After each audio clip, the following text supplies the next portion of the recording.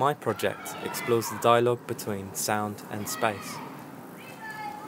More specifically, it focuses on the relationship between the soundscape and our perception of the urban environment. I have embarked on a number of journeys stemming from bridges along the River Thames. I didn't plan any routes. I simply let the allure of the landscape and the sounds I experienced lead me towards my next location. I'm currently working on my final piece, a soundscape composition derived from audio recordings made during my journeys. I plan to present this in a visually minimal and dark installation space, encouraging the audience to use their ears to engage their mind's eye and experience London in a new sonorous light. The initial reasons for undertaking this project were to help me regain a connection with London, the city I've spent most of my life living in. Before I undertook this MA, I felt my experience of the city was somehow dislocated and often dictated by routines of work and necessity. My research began by looking at the Situationists. They were an artistic movement active between 1957 and 1972 and concerned with how the mass media and consumerism were turning all aspects of life into an immense accumulation of spectacles.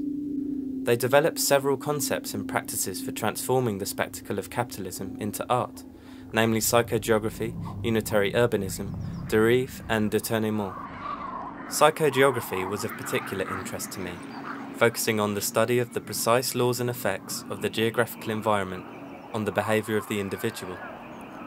This reconstructed map, you see, links together areas of Paris supposedly untouched by capitalist-motivated redevelopments. This map was based on the results of a dérive, that is, a means of exploring the city whereby the subject would let themselves be drawn by the attractions of the terrain and the encounters they find there. I wanted to create my own individual experience of the city, and so the dérive seemed like the perfect way to do that. It just needed a sonic twist. Further into my research, I found parallels between the Situationists' ideas of the lived environment and acoustic ecology, an area of research defined by R.M. Schaffer as the study of the effects of the acoustic environment or soundscape on the physical responses or behavioural characteristics of creatures living within it. Its particular aim is to draw attention to imbalances which may have unhealthy or inimical effects. One such imbalance is between hi-fi and lo-fi sound environments, lo-fi being an abbreviation for low fidelity, that is, an unfavourable signal-to-noise ratio. A lo-fi environment is one in which sound signals are overcrowded, resulting in masking or lack of clarity. Lo-fi environments are common within cities. Here's an example.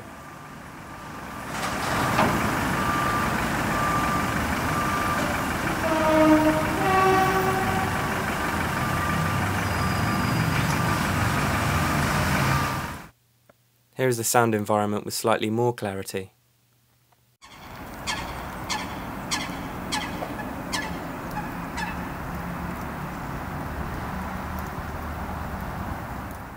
It's often the case that the sounds of nature have to compete with mechanized or man-made sounds, and this is another imbalance the acoustic ecologists seek to highlight.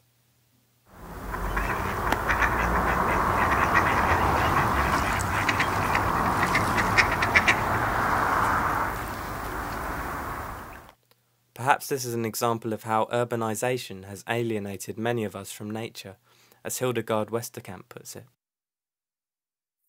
If one were to listen to the soundscape as a composition in itself, how could it be improved? This is the question that acoustic design tries to answer, and where acoustic ecology finds its practical application.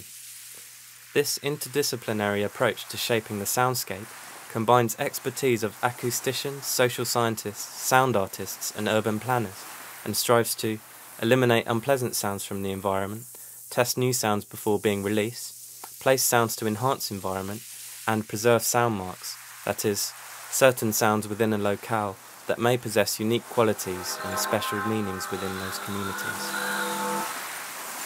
The Positive Soundscape Project, a detailed 4-year study which is nearing completion, is currently trying to apply these ideas in London and Manchester.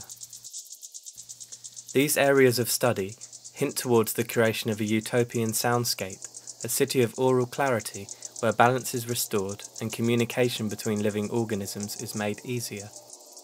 Whilst my initial approach to composing with my sound material strived towards this ideal, my feeling now is that I want to find a balance between my personal views of certain sounds and a slightly more objective view of presenting the sounds as they are.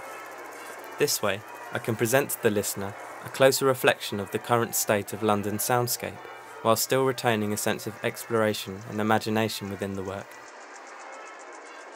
To me, soundscape composition is a way of examining the psychological effects of sound and how it relates to our perception of environments we inhabit. It allows the listener to experience spaces within their mind's eye and reflect upon how the activity of sound influences the feeling of these spaces. The best outcome of soundscape composition is that it can heighten the sensitivity of our ears upon returning to the outside world and change the way we listen.